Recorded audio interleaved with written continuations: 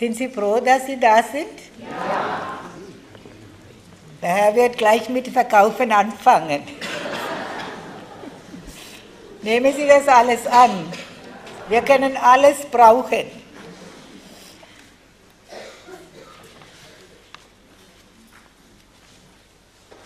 Während wir Lobpreis gemacht haben, war Heiligen Geist ganz stark hier.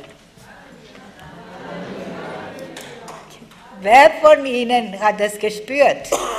Durch Tränen, durch Wärme, vieles. Aber die Hände soll man so strecken, nicht immer nur ein Finger so.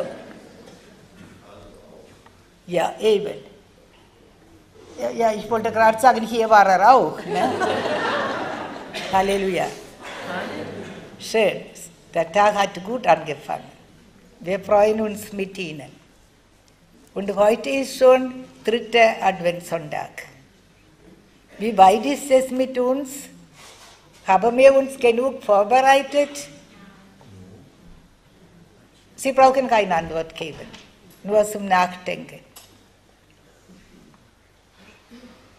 Ja, es ist nur noch, wie lange haben wir noch? Bald ist der 4. Sonntag. Und dann kommt der Herr. Und wie weit ist es in uns? Denn heute lesen wir in Eröffnungsvers aus dem Brief an die Philipper. Freut euch im Herrn zu jeder Zeit. Freut euch im Herrn zu jeder Zeit. Wer hat schon mal dieses Wort gelesen? Oh, das ist schön. Nehmen Sie auch ernst? Freuen Sie sich auch immer? Oh, da sind Sie schon heilig. Das finde ich ja sehr schön. Wer hat ja gesagt? Bitte melden. Sie freuen sich jederzeit? Manche haben wieder Hände wieder runter, weil sie verstanden haben, dass sie nicht immer freuen. Man kann nicht immer, weil wir nur auch schwache Menschen sind.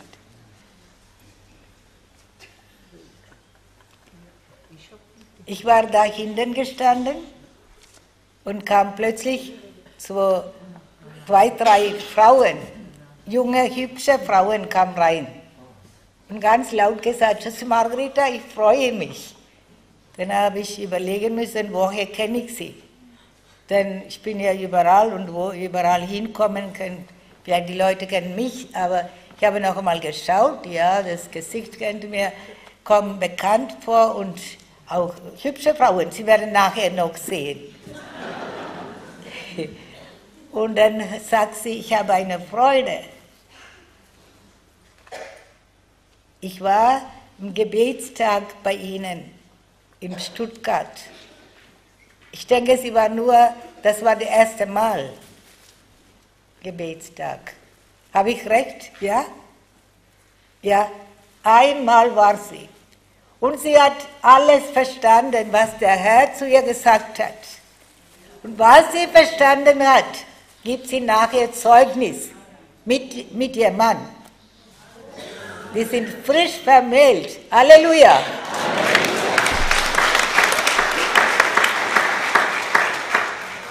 Und der ist gerade angekommen.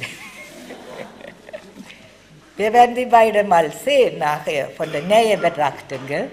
Schön. Das ist Freude. Freude, wenn wir alles tun, was der Herr sagt. Freude. Auch wenn uns schlecht geht, haben wir Freude, wenn wir mit ihm leben und seine Hand festhalten, dass wir ihn nicht loslassen und mit ihm gehen. Denn wir lesen weiter, zu jeder Zeit, noch einmal sage ich, freut euch. Und für was denn? Der Herr ist nahe, er kommt, er ist nahe. Wir warten auf ihn, immer. Und er kommt, plötzlich steht er da. Wir lesen heute auch die erste Lesung. Das heißt, Sprecht zu den Versagten, seid stark, fürchtet euch nicht, seht da euer Gott. Er selbst wird kommen und euch retten. Dann werden die Augen der Blinden aufgetan, die Ohren der Tauben öffnen sich. Dann springt der Lahme wie ein Hirsch, die Zunge des Stummen jubelt. Der Herr kommt und der Herr ist auch da. Er ist immer mit uns. Und diese Erfahrung, Lahme gehen, Blinde sehen, Taubstumme hören, das haben wir alles in einem Programm erlebt. Das war in Japan. Da war so, also ich weiß nicht, ob einer von ihnen ohne Heilung heimgegangen ist, weil sie geglaubt haben. Diese Menschen haben so Durst gehabt nach Gott. Sie bekommen nicht so oft aus dem lebendigen Wasser zu trinken, weil sie vielleicht keine Gelegenheit haben. Und was ist hier? In jeder Ecke ist das eine Kirche vielleicht. Und Jesus wartet auf uns. Er möchte das Wasser uns schenken. Weil Wasser da ist, wir haben keinen Durst. Wenn wir aber in der Wüste wären, dann wissen wir genau, hier gibt es kein Wasser, dann haben wir umso mehr Durst. Ist das so? So, manche leben ja in der Wüste. Und sie wollen zum Gott kommen. Vielleicht haben sie so wenig Vertrauen auf ihn.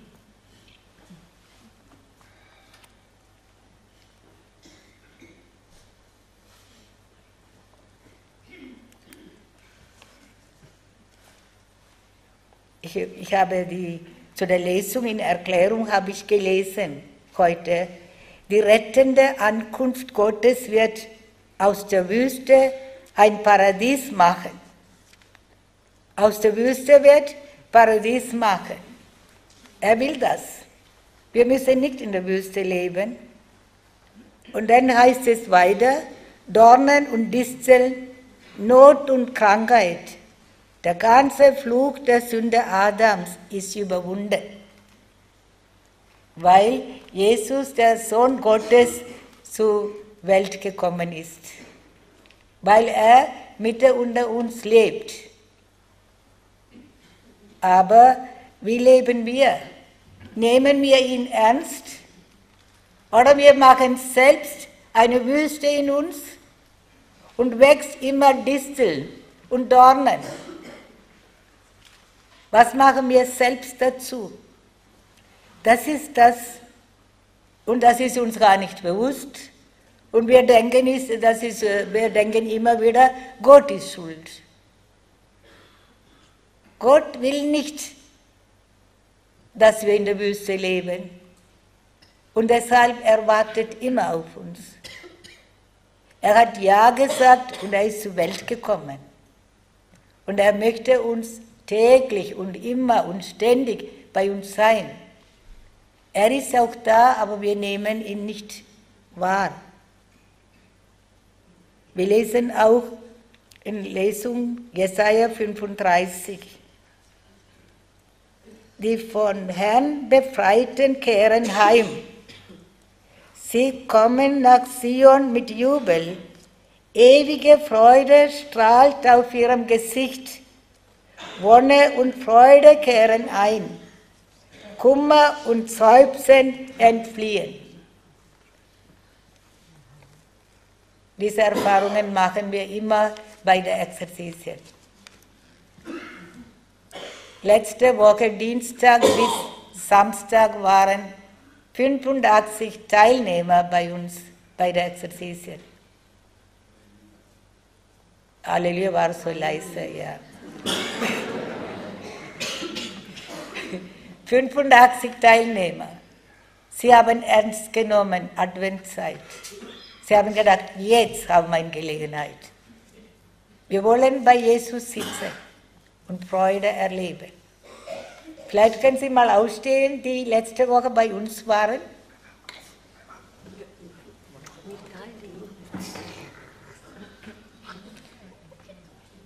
Ja, Sie sind gekommen, Sie sind geblieben.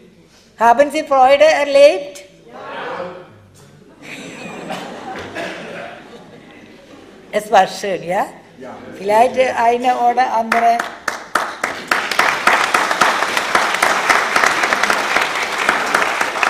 Das gilt für Jesus. Nehmen Sie wieder Platz.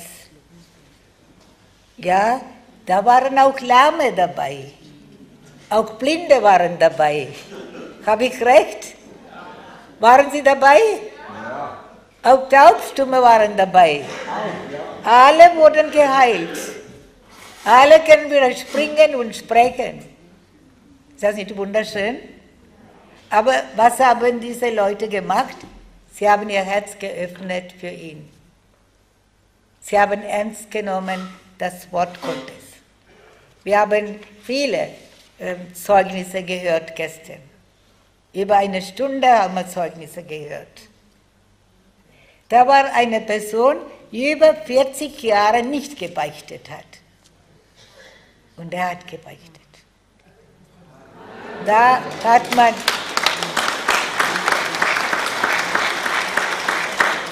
oben im Himmel haben sie großes Fest gefeiert. Und er war so, er hat eine Ausstrahlung gehabt. War wunderschön, ihn zu beobachten, wie der kam, wie er fortgegangen ist. Ein älterer Herr, ob er da ist, weiß ich nicht, er hat Zeugnis gegeben. Hier im Haus Raphael finde ich immer die Quelle, aus dem das lebendige Wasser fließt. Immer wenn er Durst hat, er kommt hierher, aus dem zu trinken. Nirgends hat er sowas erlebt. Oder er kommt ja immer wieder und er erlebt immer wieder ganz neu. Das ist auch die Atmosphäre, auch die Freude, die Menschen, die gleichgesinnt sind. Und wenn sie gemeinsam in der Einheit Jesus rufen oder gemeinsam Gott loben und preisen und danken, da ist eine Einheit. Und dort kommt Jesus sofort. Haben wir diese Erfahrungen gemacht? Ja. Auch die anderen, die immer wieder kommen. Wer ist zum ersten Mal hier? Immerhin. Wir wollen für Sie besonders Hände klatschen und herzlich willkommen.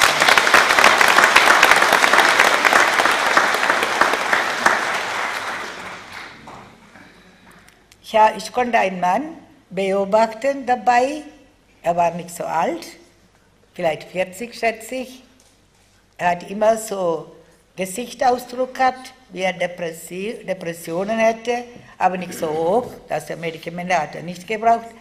Und dann jeden Tag sein Gesichtsausdruck immer besser geworden. Und ja, nachher, bei Handauflegung, hat er angefangen lachen.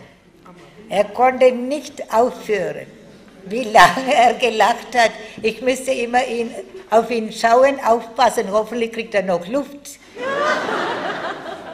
Und ich habe ihn mitgenommen, dass er soll Platz nehmen und dann kann er machen, was er will.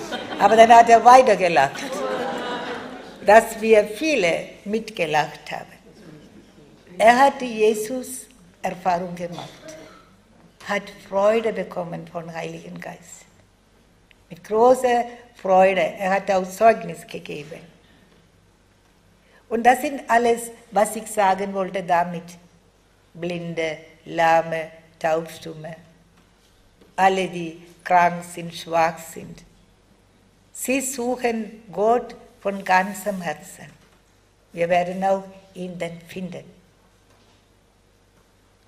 Nur wir müssen ernst nehmen, dass er da ist. Ein Mann hat in mein Buch geschrieben, unterwegs mit Jesus, da steht geschrieben, wegen sein Kind gesund geworden ist. Nachdem er hier kommuniziert hat, bei der Gebetstag, ist er heimgegangen und er hat dann geglaubt, er hat auch gehört, dass wir wirklich Jesus empfangen. Und das Kind war augenkrank, Sie können weiterlesen, aber ich will nur einen Satz sagen. Und er ist heim und hat er geglaubt, Jesus ist in ihm. Und er hat das Kind in seinen kranken Augen einen Kuss gegeben und gesagt, jetzt, Jesus ist da. Jesus, du kannst jetzt heilen, das Kind. Und das Kind wurde sofort geheilt.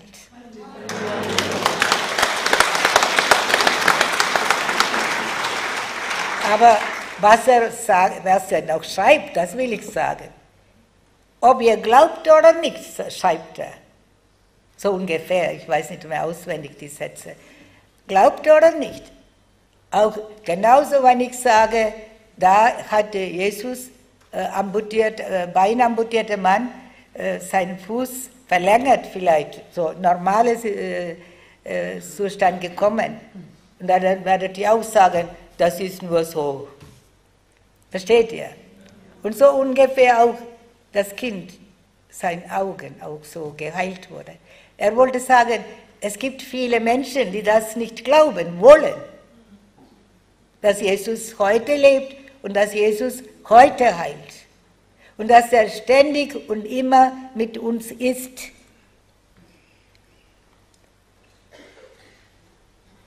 Da war ein Mann, der war sehr, sehr traurig angekommen, ein junger Mann. Er war neu geschieden, der war traurig. Er hat keinen Frieden mehr in seinem Herzen gehabt. Er hat alles gehasst, hat das Zeugnis gegeben. Aber hier, beim Gebet, hat der Herr mir Freude gegeben. Ich bin neu geboren worden. Die gehören alle dazu, was ich vorher gelesen habe. Diese Blinde und Lahme und alles, die nicht mehr leben wollen, die Menschen. Und eine andere Dame hat erzählt, während wir in einem Heilungsgebet gebetet haben, so von dem Leben, so tue ich immer wieder vorlesen, nachdenken, dass die Menschen auch ihr Leben auch zurückdenken kann. Und diese Frau hat verstanden, wo ich gebetet habe, Herr, in meiner Kindheit, von Trennung von meiner Mutter habe ich oft gelitten. Während ich ersten Schultag Schule gegangen bin, Mutter hat mich alleine gelassen bei den Kindern und so weiter. Und dann sagt eine Frau, es ist ihr gekommen, erst einmal ganz bewusst geworden. Oft hat die Mutter sie im Kindergarten nicht pünktlich abgeholt. Und sie war im Kindergarten, müsste sie alleine bleiben, bis sie kommt. Und sie hat immer wieder geweint. Vielleicht kommt meine Mutter nicht mehr. Wie merken Sie sich? Gehen Sie, wenn Sie Kinder abholen von der Schule oder Kindergarten, pünktlich. Das sind Schmerzen. Und es kam bei ihr so hoch alles. Und Jesus hat sie ganz geheilt von diesen Schmerzen. Das sind alle Heilungen. Man meint, das ist so Kleinigkeiten. Das ist genauso wichtig wie auch körperliche Heilungen erleben. Die Tumore verschwinden. Das ist genauso. Das sind alle Heilungen von Jesus. Weil könnt ihr erinnern, wie die Frau dargestellt hat? Wie schlimm für sie war. Aber jetzt, während in der Heilungsgebet, hat Jesus sie geheilt. Solche Verletzungen waren in der Tiefe bei ihr drin gesteckt. Da sind so viele verschiedene Abteilungen geschieht. Wenn wir bei Jesus sitzen und ganz bewusst sitzen und unser Herz öffnen Er kann jeden Tag heilen. Er hat immer Zeit für uns. Er hat sicher keine Terminkalender, so voll sind wie bei Menschen. Er wartet auf dich, 24 Stunden nimmt er Zeit. Das muss uns ganz klar sein. Und so vieles, vielleicht eine oder andere, die da sind, werden vielleicht Zeugnis geben, was sie erlebt haben. In letzter Woche oder auch sonst. Wann werden wir Jesus immer mehr spüren? Wir spüren ihn erstens, wenn wir Jesus empfangen. Vorbereitet Jesus empfangen.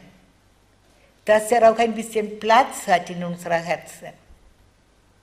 Wenn in uns aber Abstellraum ist und alles voll alter Möbel und Geschirr, wie kann er da reinkommen?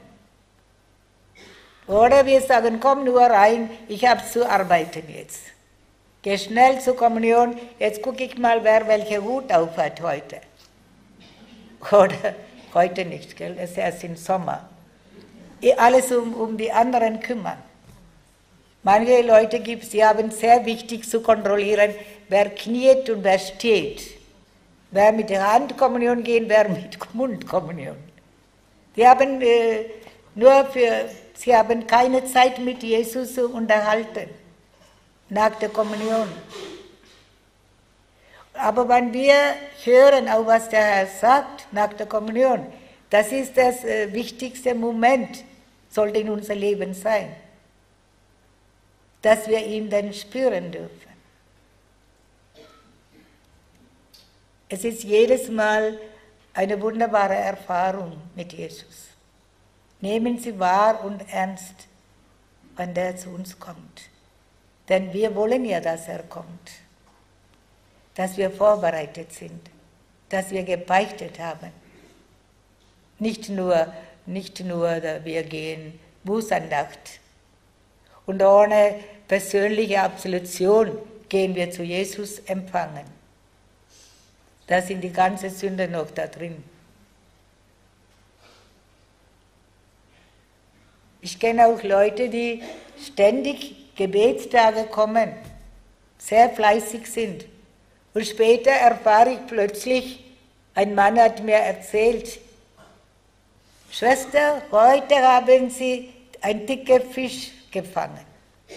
Dann habe ich ihn angeguckt, warum? Der ist ziemlich groß und stark. Dann hat er gesagt, nach 35 Jahren erst einmal habe ich gebeichtet. Da habe ich im Herzen gedacht, Jesus, ich danke dir. Ich wollte ihn fragen, warum haben Sie bis jetzt nicht gebeichtet? Aber ich habe Gott sei Dank nicht gefragt. Es war wichtig, dass er gebeichtet hat für mich. Und so kann auch Leute hier sein. Sie meinen, sie brauchen das nicht. Viele gehen nichts mehr zu beichten. Wir gehen auch nicht. Mit Gebote Gottes hat mit Mode nichts zu tun. Das muss uns ganz klar sein. Jemand hat letzte Woche gesagt, 21. Jahrhundert leben wir, Schwester, bei einem Gespräch. Dann habe ich gesagt, und? Ja, ich meine, heutzutage ist das nicht so wie vor vielen Jahren. Sie meint mit Sünde und alles. Habt ihr gleiche Meinung? Nein, war nicht so viel, nein. Vielleicht haben Sie nicht richtig verstanden.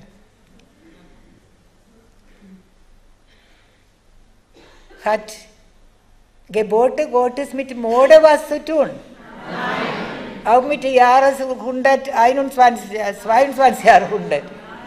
Hat der Herr irgendwo geschrieben, das gilt nur bis 20. Jahrhundert, oder? Nein. Nicht. Und warum tun viele Leute alles nach? Weil die anderen das machen müssen, dürfen wir auch machen. Da kommen wir in gleiche Gegend an, die andere hingehen. Das müssen wir selbst entscheiden. Ja, wir werden Jesus spüren, seine Nähe spüren, wenn er in uns ist. Das ist erstmal bei der Kommunion. Und während wir Wort Gottes hören, spüren wir Jesus? Ja. Spüren wir Jesus? Ja. Schön. Spüren Sie auch? Ja. Auch jetzt? Ja. Sehen Sie?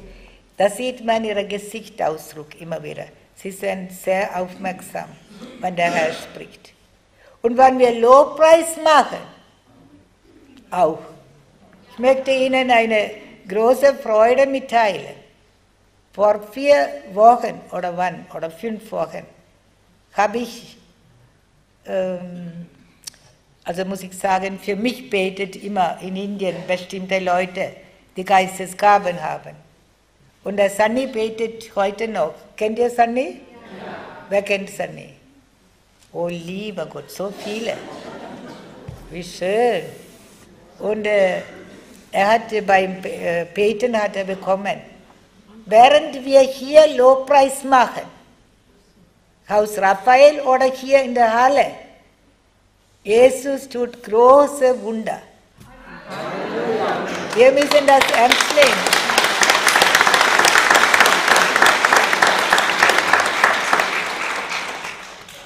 Er hat schon immer Wunder getan. Aber es ist Zeit, dass wir ernst nehmen, wahrnehmen. Und viele, viele Heilungen, ja, sie wurde geheilt, er wurde geheilt, das geschieht halt so. Das müssen wir auch ernst nehmen und wahrnehmen. Das macht der Herr, das macht Jesus. Das ist nicht irgendwas. Wir dürfen ihm persönlich spüren, dass er da ist.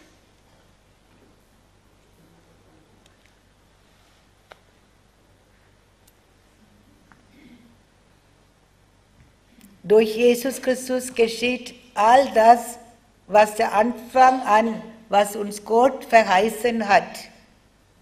Auf ihn dürfen wir hoffen und ihm allein können wir auch vertrauen. Nur er kann uns wahren Frieden schenken. Nur mit ihm werden wir in Frieden leben. Natürlich, es kommt immer wieder von anderer Firma zu uns. Sie wollen uns stören, besonders wenn wir ganz eng mit ihm leben. Da kommen noch stärker. Und sie suchen Arbeit bei uns.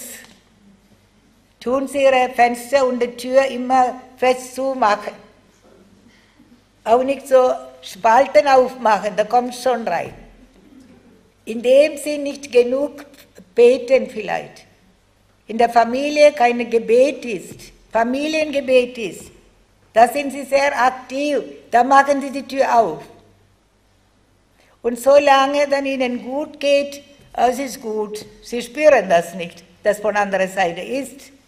Und wenn es schlecht geht, dann geht es wieder los. Ja, was haben wir falsch gemacht? Gott sei Dank sind ihre Kinder verkehrte Wege gegangen. Ich meine nur so. Deswegen suchen sie Gott.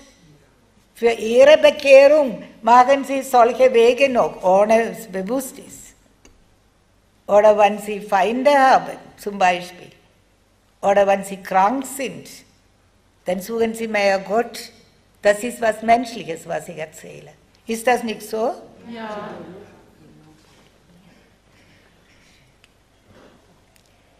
Der Herr wird kommen, um die Welt zu erlösen.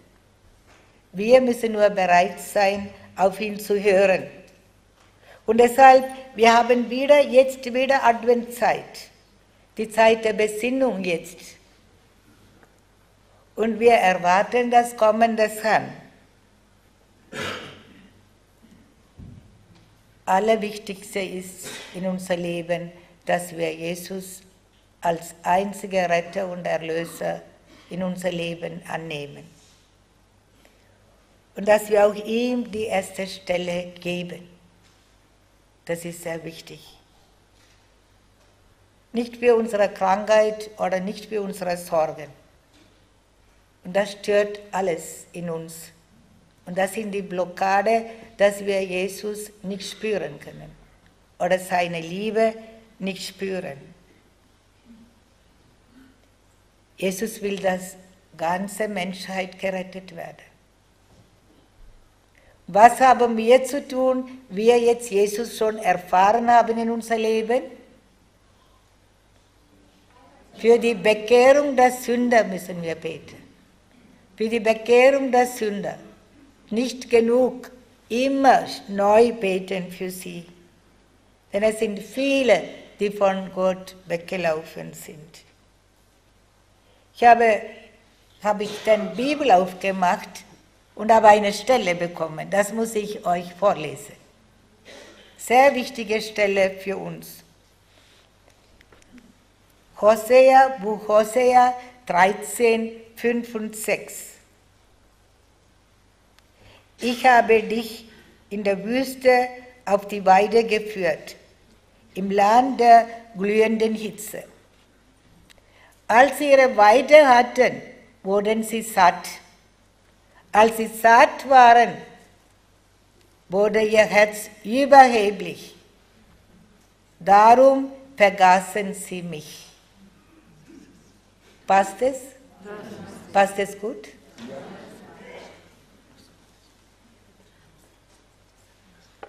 Überheblich. So gut gegangen. Vor 50 Jahren. Sie waren sehr fleißig, die Deutschen. Sie haben viel gearbeitet. Habe ich recht? Ich sage nicht über jetzige Generation. Damals, die waren sehr, sehr fleißig. Dass wir mal in Aufsatz geschrieben haben, die Deutschen sind geboren, um zu arbeiten. Das sagen wir jetzt nicht mehr. Das war damals. Aber es ist gut, weil sie fleißig waren, weil sie immer in der Kirche waren, weil sie immer gebetet haben nach dem Krieg, viel gebetet haben. Gott hat das Land gesegnet, nehme ich an. Habe ich recht? Und in Deutschland Reichtum ist gewachsen. Und jetzt kommt das. Als sie ihre Weide hatten, wurde sie satt. Als sie satt waren, wurde ihr Herz überheblich. Darum vergaßen sie mich. Und das ist die Zeit jetzt. Aber jetzt ist auch Zeit für Umkehr. Und das sind auch viele, viele Menschen. Seit 30, 40 Jahren oder seit 30 Jahren vielleicht. Durch die Erneuerung kommen viele Menschen zu Jesus. Und wir dürfen vieles sehen und erleben, was unsere viele Generationen vor uns erleben wollte. Die auf das gewartet haben. Aber wir haben dieses Glück. Sicher ist keiner da, wo Jesus nicht erfahren haben. In ihrem selbst, ihr eigenes Leben. Oder vielleicht haben sie auch gehört, was alles geschieht heutzutage. Das ist überall auf der Welt. Und das ist, Gott sei Dank, dass so ist. Dass die Erneuerung gekommen sind. Dass die Menschen mehr Gott suchen und finden dürfen. Auch in Krankheit und in Not und in finanzielle Probleme. Sie beten immer mehr jetzt. Das ist eine Seite. Andere Seite gehen viele Menschen von Gott weg. Viele getaufte Christen rennen weg von Jesus. So wie wir Buch Jeremia lesen, 2,13. Kapitel 2,13. Denn mein Volk hat doppeltes Unrecht verübt. Mich hat es verlassen, den Quell des lebendigen Wassers, um sich Zisternen zu graben. Zisternen mit Rissen, die das Wasser nicht halten. Jetzt ist es viel weggelaufen, das lebendige Wasser, weil es alles Rissen gehabt hat. Und sie wissen wirklich nicht, viele wissen nicht mehr, wer Jesus Christus ist, dass der wahre Gott ist. Warum wissen diese Leute, jetzige Leute, nicht viel über Jesus? weil sie in der Familie nie über Gott spricht. Denken Sie mal nach. Einmal brauchen wir keinen Gott mehr. Wir haben Fernseher anstatt Gott. Wir haben Handy.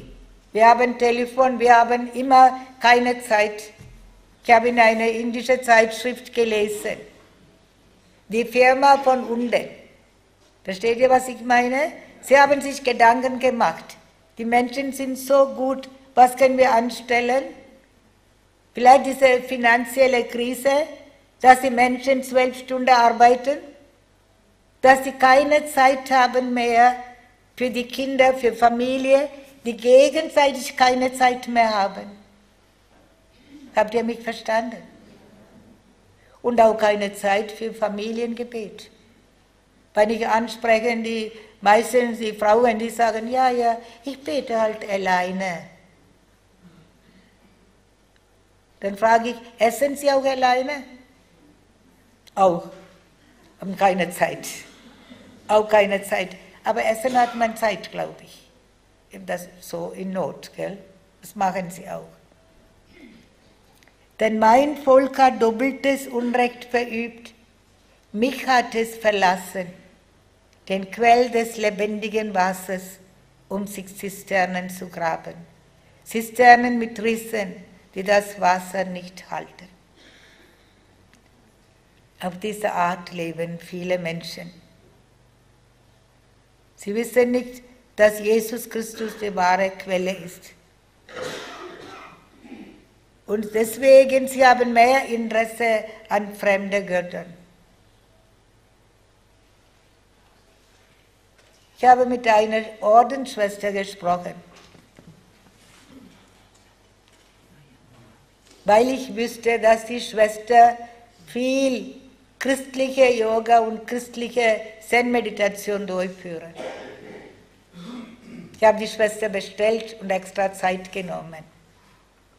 Sie hat gesagt, über 40 Jahre mache ich das und ich bleibe dabei, dass es christliche Yoga ist. Ich habe versucht zu erklären, es gibt keine christlichen Hindus. Gibt es? Es gibt auch keine christlichen Buddhisten. Das kann nicht sein. Aber sie sagte, das hat ein Priester in Japan studiert extra. Und sie meditieren das so. Und dann kommt Jesus.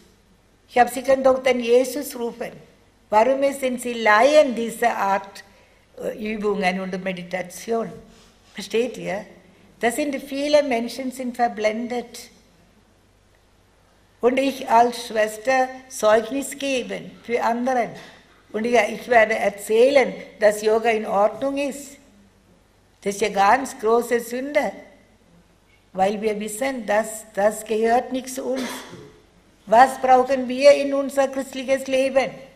In der katholischen Kirche haben wir alles, was wir brauchen. Gehen Sie nicht hin, wenn solche Kurse sind. Auch wenn das in katholischen Bildungshäusern sind. Wir brauchen kein Yoga, wir brauchen keine Zen-Meditation. Wir haben alles, was wir brauchen in unserer Kirche. Jesus hat dafür gesorgt. Er hat die Eucharistie eingesetzt für uns. Und das ist das Allerwichtigste in unser Leben. Und wir haben das Wort Gottes. Und Wort Gottes ist so ähnlich wie eine Beschreibung für unser Leben. Und dann funktioniert das alles richtig, wenn wir danach leben. Brauchen wir denn die andere Meditation? Wir können doch immer Jesus rufen. Wir können auch bei Jesus sitzen und meditieren.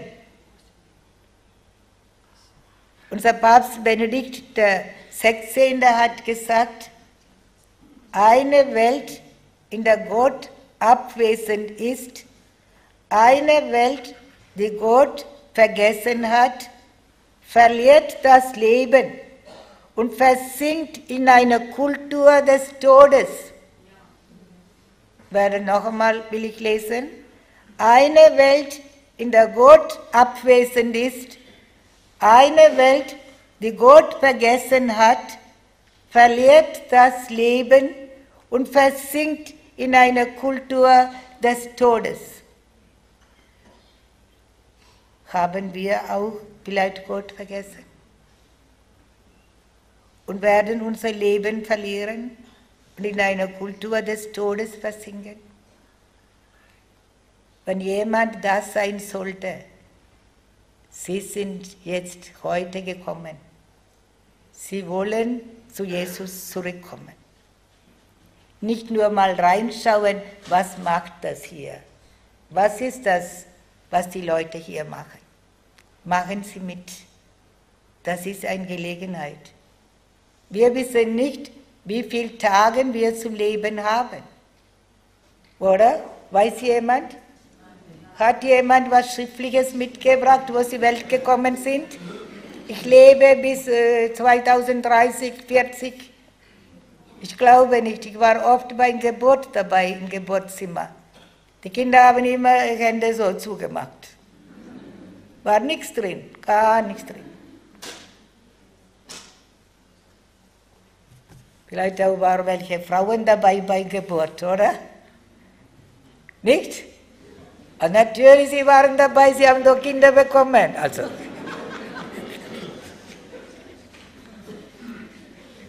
Also was. Die Schwestern kann ich fragen, dass sie vielleicht nicht dabei waren.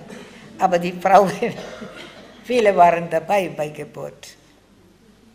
Die Männer können das nicht aushalten, meistens fallen sie um. Wir müssen oft die Männer raustragen und Wasser ins Gesicht spritzen. Und auch dort Korodintropfen geben. Haben alles erlebt damals. Ich wollte noch mal aufmerksam machen, das liegt nicht in unseren Händen. Wie lange wir noch leben. Vielleicht heute noch, vielleicht morgen. Noch eine Adventszeit. Wer kann garantiert sagen, noch ein Jahr erleben wir Weihnachten.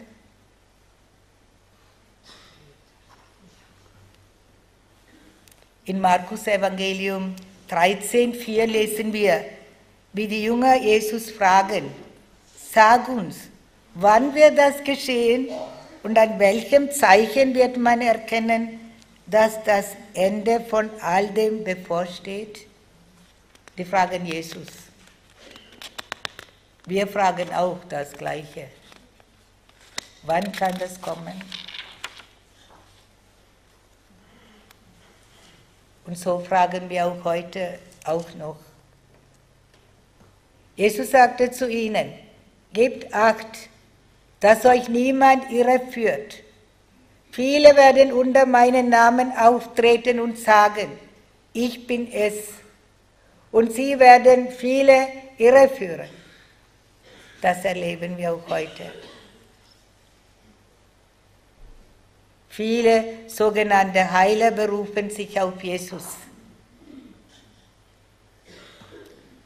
Manche Leute erzählen beim Gespräch, ich war bei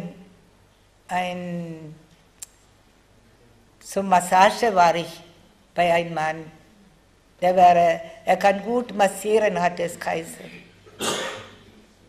Und ich bin hingekommen, dann habe ich gesehen dort, da war Mutter Gottes Statue gestanden. Und da war ich so beruhigt, sagt die Frau. Da ist sie reingegangen und da war ein Mann, ein Sikh-Mann, von Indien.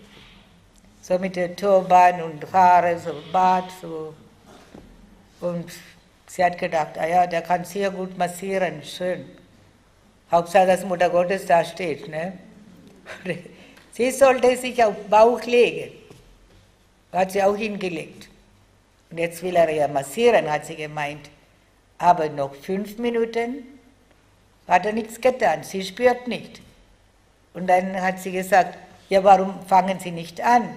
Ja, ich mag schon. Und sie war bei uns vorher, bei der Exerzitien. Sie hat angefangen im Herzen, Jesus loben und preisen. Lobpreis hat sie angefangen. Sie hat Angst bekommen. Und dann Hat sie noch einmal gefragt, warum beginnen Sie nicht? Einmal sagt er, bei Ihnen funktioniert überhaupt nicht, gehen Sie weg. Halleluja.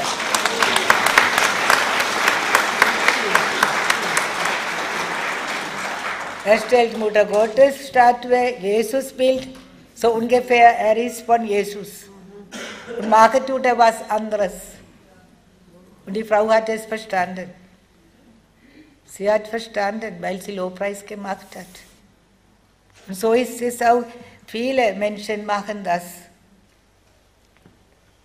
Zum Beispiel Markus Evangelium 13, 21 lesen wir bis 23, wenn dann jemand zu euch sagt, seht, hier ist der Messias, oder seht, dort ist er, so glaubt es nicht. Denn es wird manche falsche Messias und manche falsche Propheten auftreten. Und sie werden Zeichen und Wunder tun, um wann möglich die Auserwählten irre zu führen. Auserwählten irre zu führen. Ihr aber seht euch vor, ich habe euch alles vorausgesagt. Jesus warnt uns vor falschen Propheten. Wir sollen ihnen fernbleiben. In Indien, in Pune, gibt es ein Herr, heißt Sai Baba. Wer hat schon gehört über Sai Baba? Waren Sie bei ihm? Noch nicht. Es waren viele Deutsche, deswegen wissen Sie das. Die Deutschen sagen das. Ne? In Freiburg gibt es viele Anhänger von Sai Baba. Und sie haben viele Gebetskreise gegründet im Namen Sai Baba. Und der Sai Baba sagt, er ist selbst wie Jesus. Was mit Schrecken, was ich festgestellt habe. Jemand war dort in Weihnachten, ein Anhänger von Sai Baba. Und er hat seiner Schwägerin ein E-Mail geschickt. Und ich durfte das lesen. Ja, ich bin glücklich bei Sai Baba. Weihnachten. Da war ein Priester, er hat auch Heilige Messe gelesen. Und alle die 2000 Menschen, die da waren, sind zur Kommunion gegangen. Ob sie Hindus waren oder Muslim oder katholisch. Und nachher ist der Sai Baba gekommen und er hat zum Altar auf den Stuhl gesetzt und seinen Fuß nach vorne gestreckt. Jeder darf nach vorne kommen und seinen Fuß küssen. Das haben die Leute gemacht. Ein Vater Rufus, einmal, er war in Deutschland, er lebte in Indien, er wollte nach Indien fliegen. In diesem Flugzeug waren so viele Europäer. Dann hat er gefragt, wo geht ihr hin? Wir gehen zum Sai Baba, er hatte Geburtstag. Das ist so, die Menschen sind verblendet. Die sind verblendet.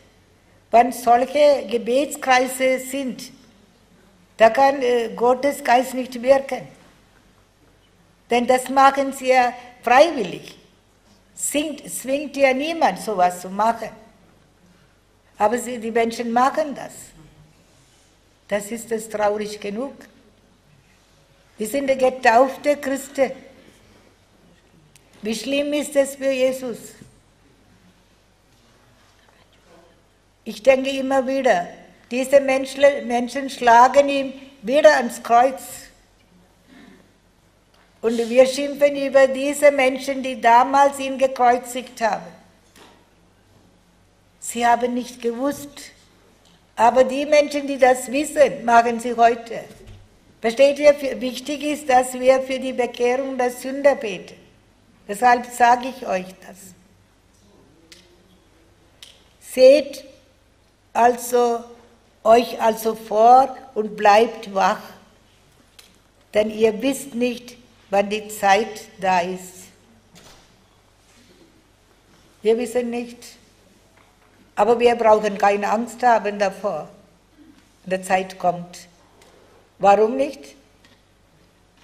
Wenn wir genug Öl haben in unserer Lampe, da kann unsere Lampe brennen. Wir leben nicht in Dunkelheit. Ich sage immer wieder, alle, die Erneuerung gekommen sind, sie bekommen immer eine Lampe extra angezündet von Jesus. Sie müssen nur immer, Halleluja, ja, sie müssen nur immer sorgen dafür, dass das Öl nicht ausgeht, dass die Lampe nicht ausgeht, dass sie genug Öl haben. Das ist sehr wichtig. Wir lesen ja auch in Matthäus Evangelium dieses Gleichnis von den klugen und den törichten Jungfrauen. Wir haben einmal dieses Tanz, wir haben getanzt als Kluge und in einem Pflegeheim haben wir diesen Tanz mit Mitarbeitern, Juliana und ich, wir haben das vorbereitet. Die 10 Jungfrauen, 5 ohne Krug und 5 nur mit Lampe. Das war wunderschön, das haben alte Menschen verstanden. Und sie sind weggegangen, Öl kaufen und schon kam der Bräutigam. War ein wunderschönes Spiel. Und dann sind sie gekommen, er hat die Tür nicht mehr aufgemacht. Wie können wir das tun, da sorgen, damit unsere Lampe immer brennt? Dass wir immer mit ihm leben, mit Jesus leben, auch Gebet Zeit nehmen, auch die Sakramente, dass wir immer alle 4 Wochen mindestens beichten gehen, dass wir auch zum Heilige beten, zum Mutter Gottes beten, dass wir Gott loben und preisen und danken und ständig mit ihm unterhalten. Was meinst du jetzt? Soll ich nach rechts gehen oder links gehen? Soll ich nach Weinheim gehen, Exerzitien machen, halten oder soll ich nicht gehen? Oder so. Immer fragen. Dann ist er ja immer dabei. Das ist so ein wunderschönes Gleichnis mit 10 Jungfrauen. Mitten in der Nacht aber hörte man plötzlich laute Rufe. Der Bräutigam kommt, geht ihm entgegen. Da standen die Jungfrauen alle auf und machten ihre Lampen zurecht. Nehmen Sie auch Streichholz mit, gell? Das man anzünden kann. Die Törichten aber sagten zu den Klugen, gebt uns von eurem Öl, sonst gehen unsere Lampen aus. Die Klugen erwiderte ihnen, dann reicht es weder für uns noch für euch.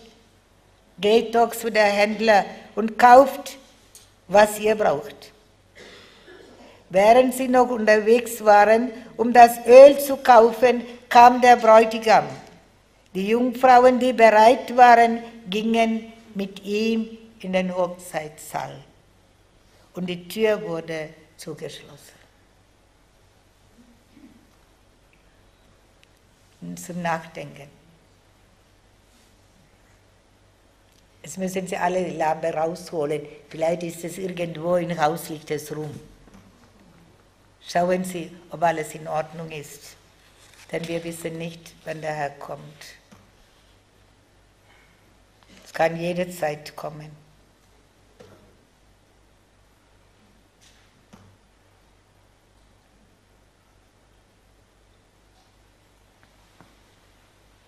Ich habe noch ein bisschen Zeit. Wir wollen uns vorbereiten auf Weihnachten. Und deshalb haben wir jetzt Adventzeit. Wie sollen wir uns vorbereiten? Das ist nicht nur ein Fest der Versöhnung, das ist auch ein Fest des Friedens.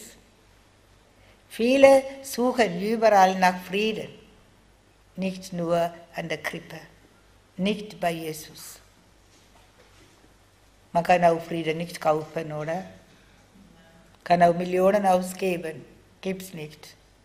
Sehr moderne Welt, aber so Dinge kann man noch, wichtigste Sachen kann man nicht kaufen. Wir sollen uns vorbereiten. Und deshalb, wir wollen uns gegenseitig vergeben. In unserer eigenen Familie beginnen mit Vorbereitung. Es ist ja schön und gut, wenn Sie vorbereiten mit Krippe und Tannenbaum schmücken und die Lichter angeht. Alles ist vorbereitet. Alles ist da außen. Wie sieht da drin aus? In der Familie leben. Manchmal denke ich, Sie machen mehr Stress mit Schmücken, als ein bisschen Zeit nehmen, ruhig zu sitzen bei Jesus und beten. Wenn wir heute abends so durchgehen,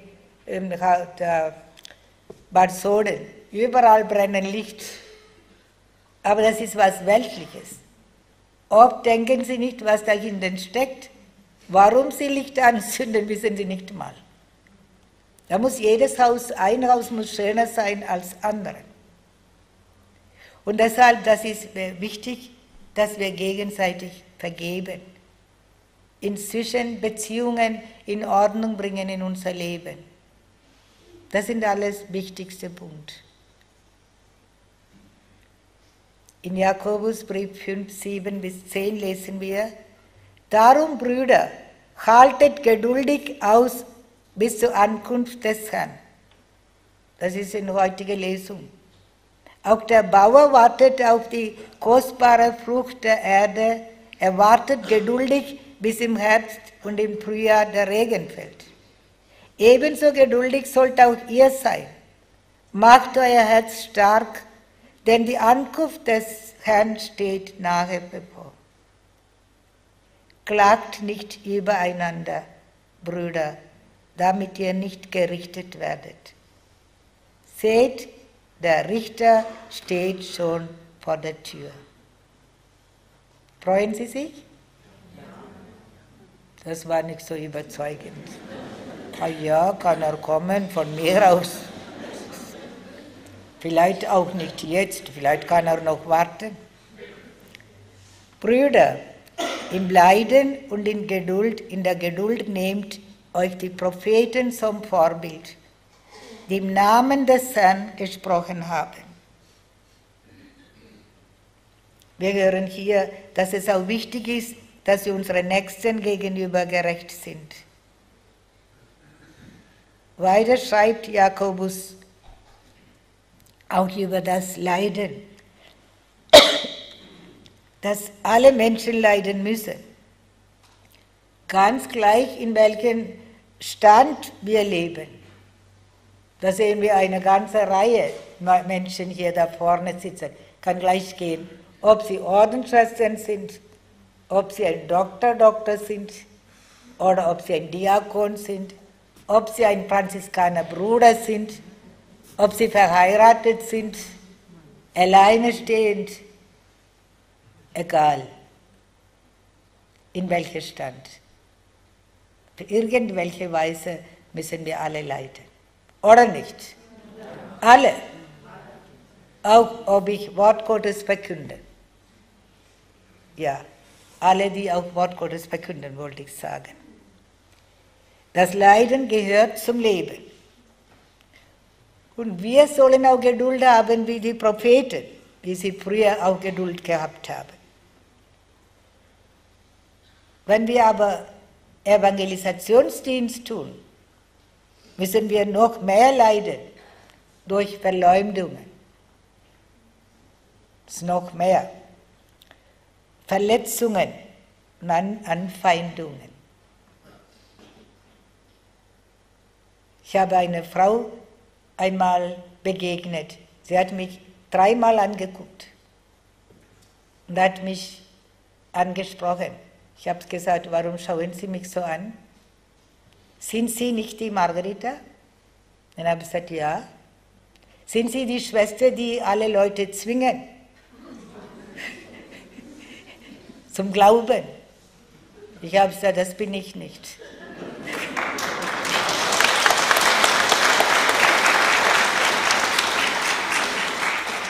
Diese Schwester, die meinen, bin ich nicht. Waren Sie schon mal bei uns? Nein. Woher wissen Sie denn das? Ja, ich habe über Sie viel gelesen, Schlechtes. Dann habe ich gesagt, das bin ich wieder nicht. Das war nicht über mich. Aber ich wollte sagen, wie die Leute, die alles, was Negatives ist, schneller aufnimmt, ohne dahinter was fragt. Aber das gehört dazu in unser Leben. Unser Leben mit Jesus. Wir wollen Jesus nachfolgen. Alle Christen wollen Jesus nachfolgen. Nicht nur Ordensleute, nicht nur Priester. Alle, oder nicht? Ja. Und Jesus nachfolgen, Christus nachfolgen, heißt es, nimm dein Kreuz auf sich und folge mir nach. Hat er irgendwo gesagt, lass dein Kreuz in der Ecke stellen und dann laufst du weiter. Hat er das gesagt? Ich habe noch nie gelesen. Das gehört dazu. Wir brauchen uns keine Sorgen machen. Denn der Herr ist mit uns. Er kennt auch unser Kreuz. In Römerbrief Kapitel 2, 6 lesen wir. Er wird jeden vergelten, wie er seine Taten verdienen. Denen, die beharrlich Gutes tun und Herrlichkeit, Ehre und Unvergänglichkeit erstreben, gibt er ewiges Leben. Wir lesen auch in Johannes Evangelium Kapitel 14, wie Jesus uns sagt, ich werde für euch Wohnungen vorbereiten. Wollen wir dahin gehen? Ja.